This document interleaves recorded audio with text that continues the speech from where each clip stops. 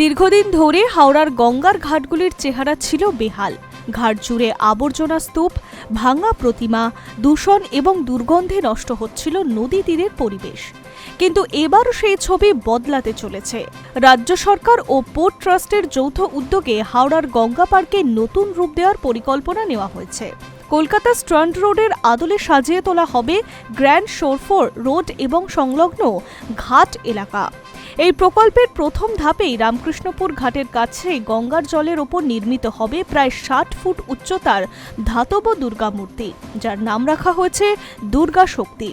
এই আকর্ষণীয় স্থাপনা তৈরির ব্যয় ধরা হয়েছে প্রায় ১,৮০,০০,০০০ টাকা। দুর্গামূর্তির দুই পাশে থাকবে ২০ ফুট উঁচু দুটি ধাতব ধুনুচি, যা গোটা এলাকাকে এক অনন্য সৌন্দর্য দেবে। বৃহস্পতিবার রামকৃষ্ণপুর ঘাট এলাকা পরিদর্শনে যান নগরোন্নয়ন দপ্তরের প্রতিমন্ত্রী উমেশ রায়। তার সঙ্গে উপস্থিত ছিলেন পোর্ট ট্রাস্ট এবং ন্যাশনাল বিল্ডিং কনস্ট্রাকশন কর্পোরেশনের অফিসাররা।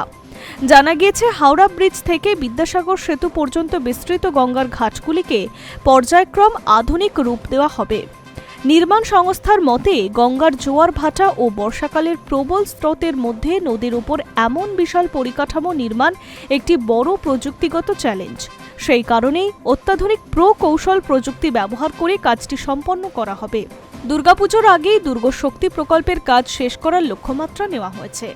প্রতিমন্ত্রী উমেশ রায় বলেন, হাওড়ায় এতদিন আবর্জনা ও মালবাহী পরিবহনের শহর হিসেবে পরিচিত ছিল। গঙ্গার ওপারে কলকাতার ঝকঝকে স্ট্র্যান্ড রোড দেখতাম। এবার হাওড়ার গঙ্গা পাড়ও সেই মানের সৌন্দর্য পাবে। হাওড়াকে আধুনিক ও আকর্ষণীয় শহর হিসেবে গড়ে তোলার লক্ষ্যেই এই উদ্যোগ। শুধু দুর্গামূর্তিই নয়, ভবিষ্যতে গঙ্গার ধারে অত্যাধুনিক হোটেল, রেস্তোরাঁ, শপিং মল, পার্ক এবং হাসপাতাল তৈরির লন্ডন আইয়ের আদলে একটি বিশাল ক্যান্টিলিভার অবজারভেশন হুইল নির্মাণের কথা, যা পর্যটনের নতুন কেন্দ্র হয়ে উঠতে পারে। Hi news network.